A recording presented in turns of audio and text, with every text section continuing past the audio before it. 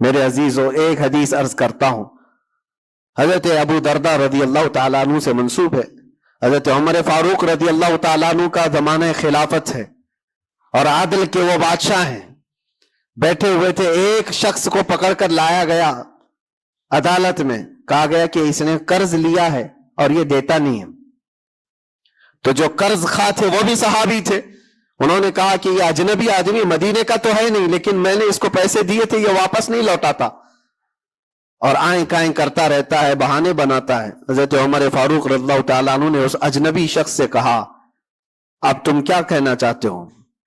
تمہیں قید میں ڈال دیا جائے گا، تم اس کے پیسے ادا کرنا چاہتے ہو یا نہیں؟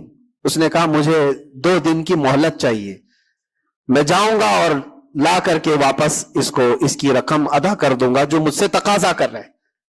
حضرت عمر نے کہا کہ تو جائے گا یہاں سے چھوڑ کر اور واپس آئے گا نہیں آئے گا، اس کا کیا بھروسہ؟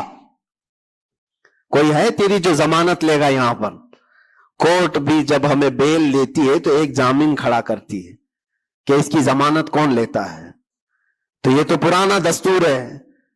آپ نے پوچھا کوئی ہے تیری ضمانت لے گا؟ اگر تو نہیں آئے گا تو ہم اس کو پکڑیں گے۔ اس نے مجمع میں دیکھا کوئی اس کی پہچان والا تو ہے نہیں، تھا تو یہ مسلمان لیکن اس کے گہرے تعلقات کسی سے ہے نہیں۔ نظر ڈالا، اس نے کہا میں کسی کو پہچانتا نہیں اس میں سے، اور کون میری ضمانت لے گا؟ صحابہ اکرام بیٹھے ہوئے تھے، سب تو جانتے ہیں کہ ایک اجنبی ہے اور بھاگ گیا تو آئے گا نہیں، لیکن اس کے باوجود ایک صحابی ہیں حضرت ابو دردہ، کھڑے ہوتے ہیں، کہتے ہیں امیر المومنین میں اس کی ضمانت لیتا ہوں، میں اس کی ضمانت دیتا ہوں۔ کہا تم جانتے ہو اس کو؟ کہا جانتا تو نہیں، اتنا ہے کہ یہ مسلمان ہے، اتنا ہے کہ میرے آقا صلی اللہ تعالی علیہ وسلم کا غلام ہے۔ کہا کہ اگر یہ واپس 2 دن کے اندر نہیں آیا تو ابو دردہ نے کہا امیر المومنین آپ مجھے گرفتار کر سکتے ہیں، میں اس کی جگہ پر قید میں چلا جاؤں گا۔ تو آپ نے لکھوا دیا اور اس شخص کو چھوڑ دیا، جاؤ 2 دن کا تمہارے پاس ٹائم ہے، لوٹ آ جاؤ۔ وہ چلا گیا۔ لوگوں میں تو یہی مشہور تھا، ایک بار جو چھوٹ گیا وہ عدالت سے واپس کہاں آتا ہے، کب وہ کسی کے شکنجے میں آئے گا؟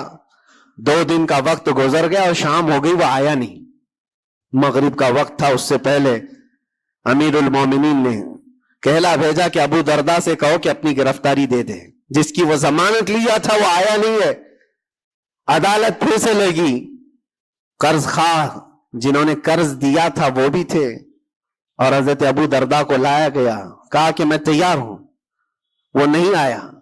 لیکن ابھی عدالت ختم ہونے سے پہلے دیکھا کہ وہ شخص واپس لوٹ آیا، مال بھی لے کر کے آیا اور کہا کہ امیر المومنین مجھے تاخیر ہو گئی، میں معافی چاہتا ہوں، راستہ ایسا تھا ویسا تھا، لیکن میں لوٹ آیا اور جس کی یہ امانت ہے وہ واپس کرتا ہوں۔ حضرت عمر فاروق رضی اللہ تعالیٰ عنہ نے فرمایا ٹھیک ہے، جس کا قرض ہے، جس کے تم نے لیے تھے اس کو لوٹا دو۔ اس نے جب وہ قرض خواہ جو صحابی تھے ان کو لوٹانے کی بات کی کہ آپ کی امانت آپ لے لیں، تو وہ کھڑے ہوئے اور کہا کہ میں معاف کر دیتا ہوں، جو تو نے لیا تھا اس کو میں نے معاف کر دیا، جاؤ۔ تو حضرت عمر فاروق رضی اللہ تعالیٰ عنہ فرماتے ہیں کہ پھر یہ مجلس دیکھی تو اس اجنبی شخص سے پوچھا تو چاہتا تو بھاگ جاتا، تو چھوڑ کر چلا جاتا، واپس نہیں آتا تو کون پکڑ کر لاتا؟ تو کس علاقے کا ہے یا کہاں جاتا؟ واپس کیوں آیا؟ جانتے ہو اس نے کیا جواب دیا؟ امیر المومنین آپ سچ کہہ رہے ہیں، میں ایسی جگہ چلا جاتا جہاں سے لوگ مجھے پکڑ کر نہ لاتے، تھوڑی سی رقم ضرور تھی، میں بچا کر کے چلا جاتا، لیکن دل میں یہ خیال آیا کل کو دنیا یہ کہے گی رسول اللہ کے غلام دھوکے باز ہوتے ہیں، کہیں اللہ کے نبی صلی اللہ تعالی علیہ وسلم کے اوپر کوئی انگلی نہ اٹھائے کہ حضور کا غلام ایک مسلمان دھوکہ دیتا ہے۔ اس لیے میں واپس لوٹ آیا، میرے لیے دنیا حقیر ہے، میرے مصطفیٰ کی نسبت بہت بلند ہے۔ امیر المومنین نے ابو دردہ سے پوچھا کہ اے ابو دردہ، تم ایک اجنبی شخص کی ضمانت لینے کو تیار ہو گئے، تمہارے اندر کیا جذبہ آ گیا ایسا؟ ابو دردہ نے کہا امیر المومنین میں نے دیکھا یہاں پر حالات ایسے کہ اس کو پہچاننے والا کوئی نہیں، اور اگر ہم میں سے کوئی بھی نہیں اٹھتا تو یہ شخص اور اس کے بعد آنے والی قوم یہ کہتی حضور پاک صلی اللہ علیہ وسلم کے غلاموں میں مدد کرنے کا جذبہ ختم ہو گیا ہے، نبی پاک صلی اللہ تعالی علیہ وسلم کے غلاموں میں مدد کرنے کا جذبہ چلا گیا۔ کوئی اگر یہ تانا مارتا، اسی لیے میں کھڑا ہو گیا، زیادہ سے زیادہ کیا ہوتا کہ میں قید میں چلا جاتا، لیکن میرے نبی کی ذات پر کوئی انگلی تو نہیں اٹھا سکتا۔ حضرت امیر المومنین نے اس صحابی سے پوچھا تم نے قرضہ معاف کیوں کر دیا؟ اور عدالت میں مقدمہ کیا تھا، معاف کرنا تھا تو پہلے کر دیتے۔ آپ نے کہا کہ میں اس کو پہلے پہچانتا نہیں تھا، لیکن یہ جب 2 دن کا موقع لے کر گیا بھی اور واپس لوٹ آیا بھی تو امیر المومنین میرا تو یہ حق بنتا ہے کہ میں اس مسلمان کا قرض معاف کر دوں، اس لیے کہ میرے دل میں بھی یہ خیال آیا کہ اگر میں معاف نہ کرتا تو کل کو دنیا یہ کہتی کہ رسول اللہ کے غلاموں میں معاف کرنے کا جذبہ بھی چلا گیا۔ یہ ہے پورا دین، یہ ہے پورا دین، ایک دوسرے کو معاف کرنے کا جذبہ، ایک دوسرے کی مدد کرنے کا جذبہ اور وعدے کو مکمل کرنے کا جذبہ، یہ کل ملا کر کے دین بنتا ہے۔ عزیزان گرامی وقار، آج جن حالات سے ہم گزر رہے ہیں، ہمارے درمیان نفرتوں کی دیواریں کھڑی ہیں، ایک دوسرے کو سلام کرنے سے بھی کتراتے ہیں، جبکہ مسجد کی صفوں میں شانے سے شانہ لگا کر کھڑے ہوتے ہیں۔ پھر وہ کون سا جذبہ ہے جو مر گیا ہے یا ختم ہونے کو آ گیا ہے؟ زندہ کرو۔ ہم اس نبی پاک صلی اللہ تعالی علیہ وسلم کی امت میں ہیں، اس نبی پاک صلی اللہ تعالی علیہ وسلم کی امت ہے جہاں ہماری جان جا رہی ہو لیکن میرے پڑوس میں کوئی پیاسا ہو تو ہم پانی نہ پی کر اسے پانی پلا دیتے ہیں۔ ہماری یہ تاریخ رہی ہے کہ نہیں رہی ہے؟ صحابہ اکرام کی یہ تاریخ ہے۔ مدینہ طیبہ کو جا کر دیکھ لینا، نبی پاک صلی اللہ تعالی علیہ وسلم کے اس پاک زندگی میں ایسا بھی تھا کہ ایک صحابی کے گھر گوشت کا تحفہ آیا، بھنا ہوا گوشت تھا، کسی نے دیا، انہوں نے یہ سوچ کر کے بغل میں دے دیا مجھ سے زیادہ بھوکے میرے پڑوسی ہیں، پڑوسی نے یہ سوچا مجھ سے زیادہ میرا پڑوسی بھوکا ہے، وہ گوشت کی بھنی ہوئی سری بکری کی مدینے میں ایک رات میں سب گھروں میں گھومتی گھومتی اسی پہلے صحابی کے گھر آ گئی۔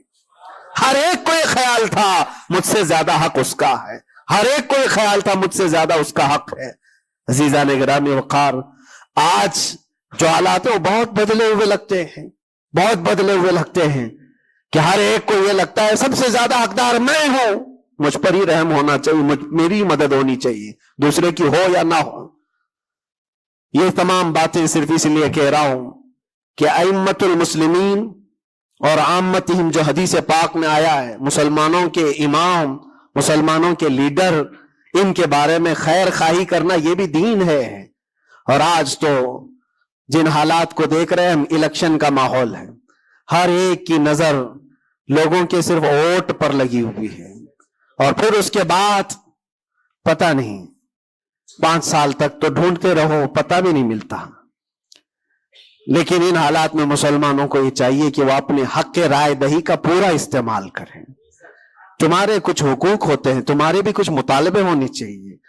ہر قوم آج ووٹ دینے سے پہلے اپنے مطالبے رکھتی ہے کہ ہمارے محلہ بڑا خستہ حال ہے، اس کے گٹر بنا دو، اس کے فلاں کر دو، بجلی پانی صحیح کر دو۔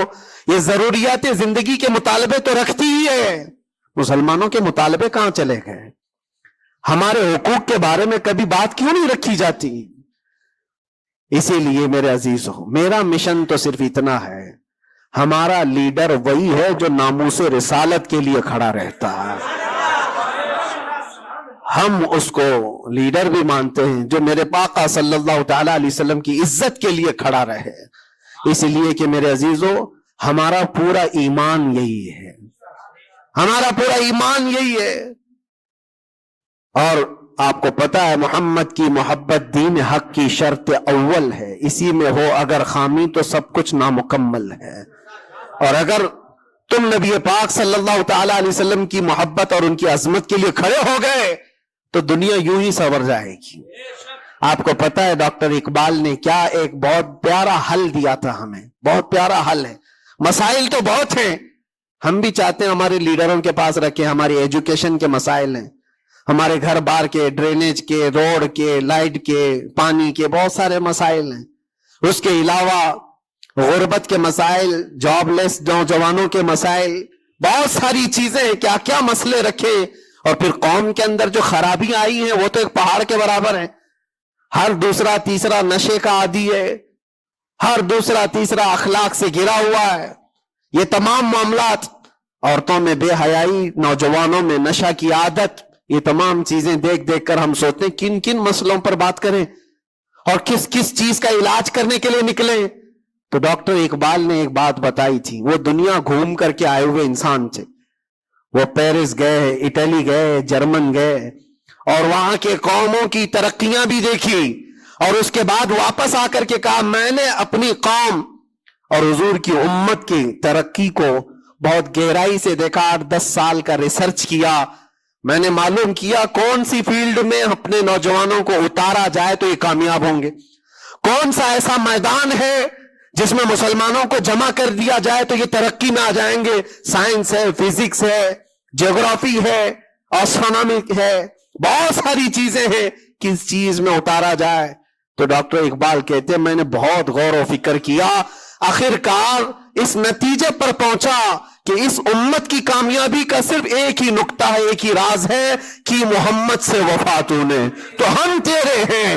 یہ جہاں چیز ہے کیا، لوح و قلم تیرے ہیں، لوح و قلم تیرے ہیں. ہر مسئلے کا حل اس بات پر ہے. اسی لیے میں فوکس کرتا ہوں میرے عزیزو، نبی پاک صلی اللہ تعالی علیہ وسلم کی عزت کی حفاظت کے لیے جو کھڑا ہوتا ہے اللہ تعالیٰ اس کے سارے مسائل کو یوں حل کر دیتا ہے. اسی لیے آیت کریمہ بھی میں نے یہ پڑھی، ان ینصرکم اللہ فلا غالب لکم. اللہ فرماتا ہے اگر اللہ تمہاری مدد کر دے تو دنیا میں سے کوئی ایسا نہیں جو تم پر غلبہ حاصل کر سکے. کوئی غالب نہیں آ سکتا اگر اللہ مدد کر دیا. وَإِن يَخْذُلْكُمْ فَمَنْ ذَا الَّذِي يَنْصُرُكُمْ مِنْ بَعْدِهِ. اللہ فرماتا اور اگر اللہ گرا دے تو دنیا کی کوئی طاقت تمہاری مدد نہیں کر سکتی، کوئی طاقت مدد نہیں کر سکتی. ایک بات، بہت ساری چیزیں ہم نے سیکھی ہیں. جیل کے اندر کے حالات انشاءاللہ کبھی طویل داستان پوری میں بیان کروں گا، لیکن ایک بندے کو دیکھا تھا، اس کے گھر والے بھی چھوڑ چکے سب، اس کو چھوٹا سا ایک کیس ہے لیکن جیل کے اندر اس کی ضمانت ہوتی نہیں. گھر والے کرانا چاہے تو ہو جائے 4 دن 5 دن میں، لیکن کوئی چاہتا نہیں. تھوڑا سا مانسک سنتولن بگڑتا چلا گیا، دماغی توازن کھونے لگا. ہوتا کیا تھا سنو، وہ ایک نارمل نوجوان تھا اور مہینہ گزر جاتا کوئی ملاقات کے لیے بھی نہیں آتا گھر والا، تو جیل میں ہنگامہ کرنے لگ جاتا، مار توڑ اور پھر نہ جانے کیسی کیسی حرکتیں. تو جیلر پریشان ہو کر کے اس کے گھر فون لگاتا، اس کے باپ کو کہتا کہ بھائی تم اپنے بیٹے سے ایک بار ملنے تو آ جاؤ، وہ ہنگامہ کر کے رکھا ہے، کبھی ملاقات بھی نہیں لیتے ہو. اس کا باپ آیا، آ کر کے ملاقات لیا اور بیٹے نے پوچھا کہ کب چھوٹ رہا ہوں میں، کب نکلوں گا میں. کہا بیٹا اس منڈے کو جو ہے تمہاری ضمانت ہو جائے گی، یہ منڈے کو رکھا ہے، ہو جائے گی. کہا اچھا ٹھیک ہے. اتنا خوشی خوشی سب قیدیوں سے ملنے کے لیے آتا بیرک میں. منڈے تو میرا ہو گیا، میں جا رہا ہوں. میرے باپ نے کہا ہے منڈے آتا، ٹیوزڈے آتا، وینسڈے آتا، سب چلا جاتا، ختم. پھر 10-15 دن گزر جاتے، باپ بھی نہیں آتا، بھائی بھی نہیں آتا، اور پھر مہینہ گزرنے کو آتا، پھر اس کا دماغی توازن بگڑنے لگتا، پھر ہنگامہ کرتا، پھر جیلر فون کر کے بلاتا باپ سے کہ ملنے کیوں نہیں آتے ہو. باپ آتا، بیٹا کوئی بات نہیں، کچھ مسائل میں گھرے ہوئے ہیں، ہو سکتا ہے جان بوجھ کر کے اس کے گھر والے کر رہے ہوں. کچھ لوگوں کو زبردستی جیل میں رکھا جاتا ہے، گھر والے ہی رکھتے ہیں. باہر سے اچھا ہے یہاں کھاتے پیتے آرام سے رہو، دوسروں کی زندگی اجیرن کرنے سے بہتر ہے کہ یہاں رہو. دوسری بار آیا، کہا ابا کب چھوٹ رہا ہوں میں. کہا بس اس منڈے کو رکھا ہے، وکیل جو ہے ملا نہیں تھا، اس منڈے کو تمہاری ضمانت ہو جائے گی. پکی بات لے کر کے آتا پھر، اور یہاں پر بالکل عیش موج مستی میں کہ اس منڈے تو جا رہا ہوں میں.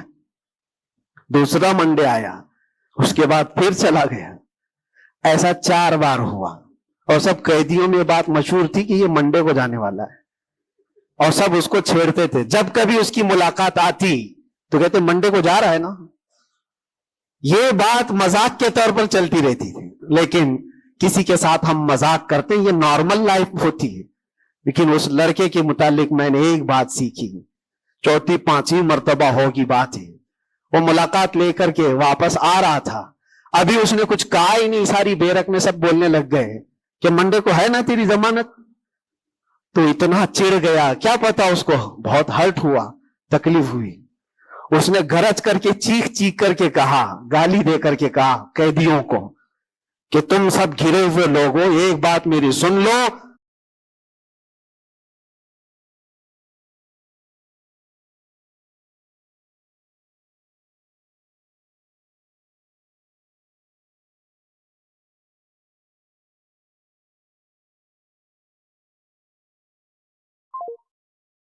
خدا جس دن میرا لکھ دے، جس دن لکھ دے، اس دن سب کے منہ تمہارے کالے ہوں گے اور کوئی مجھے دروازے میں اندر نہیں رکھ سکتا. جس دن میرے چھوٹنے کا وہاں سے آ جائے پروانہ لکھا ہوا کہ یہ دن یہ بندہ چھوٹنے والا ہے، اس کے بعد وہ کہتا ہے مجھے یہاں کا پرائم منسٹر بھی نہیں روک سکتا. میں نے دیکھا اتنا یقین ہے اس کو. ایک تو اپنے باپ سے ہر بار سنتا تھا اس بار ضمانت ہو جائے گی، اس بار ضمانت ہو جائے گی، اور حقیقت میں میرے عزیزوں یہ جمعرات کا دن تھا جب وہ اپنے باپ سے ملاقات کر کے آیا تھا اور اس کو تانا مارا جا رہا تھا منڈے کو جا رہا ہے. تب اس نے کہا تھا جس منڈے کو بھی میرا رب لکھ دے، جس دن بھی لکھ دے کہ اس کو اس دن یہاں سے نکلنا ہے، پوری طاقتیں مل کر کے بھی مجھے دروازے کے اندر نہیں رکھ سکتی. اتفاق کی بات ہے اسی منڈے کو اس کی ضمانت بھی ہو چکی تھی.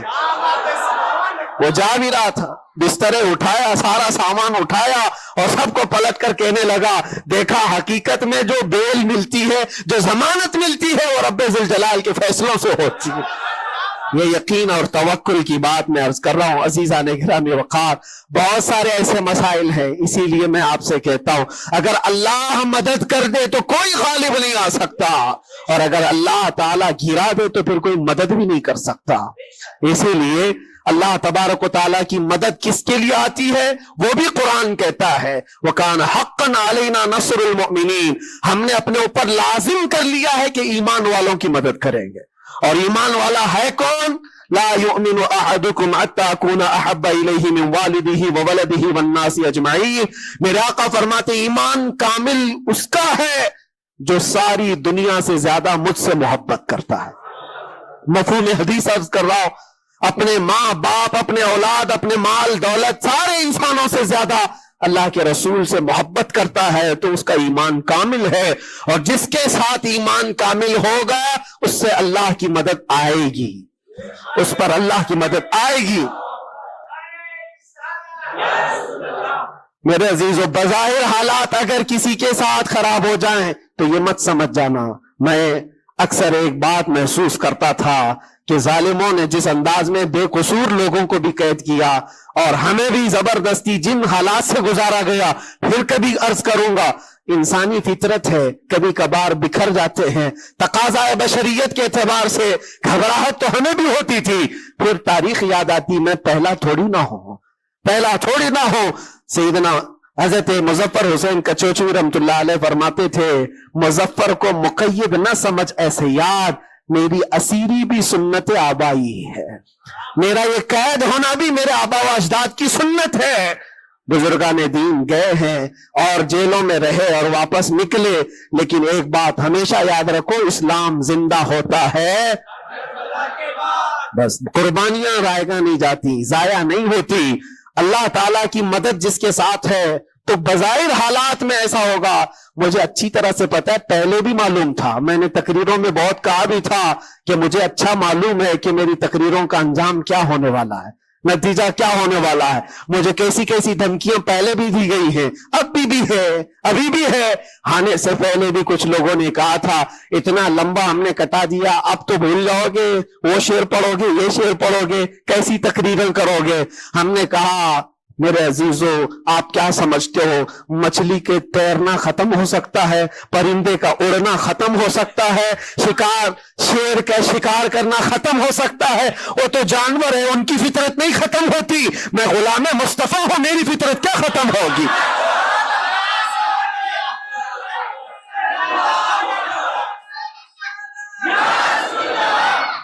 میں غلام مصطفیٰ ہوں، حق بات بولنا میری فطرت ہے، اور ہم اپنی فطرت سے بغاوت نہیں کرتے۔ اور یہ 8 مہینے نہیں 8 سال بھی رہے، اس کے بعد نکالیں ہم وہی بات کہیں گے جو میرے مصطفیٰ کی عزت کی بات ہوگی۔ عزیزان گرامی وقار، حالات بظاہر کچھ دنوں کے لیے ہوتے ہیں۔ امام احمد بن حنبل پر تو 1500 کے قریب نہیں 300 کے قریب کوڑے لگائے گئے تھے۔ 300 کوڑے کس کو کہتے ہیں؟ انسان مر جاتا ہے۔ وہ امام احمد بن حنبل 5 لاکھ حدیثوں کے حافظ، لیکن جمے رہے، ڈٹے رہے، نہ کبھی ان کا عزم ختم ہوا، نہ حوصلہ ختم ہوا۔ ائمہ اعظام کو یہ تمام چیزیں گزرنی پڑی ہیں۔ امام اعظم ابو حنیفہ رحمۃ اللہ تعالی علیہ جیل میں تو انتقال ہو گیا،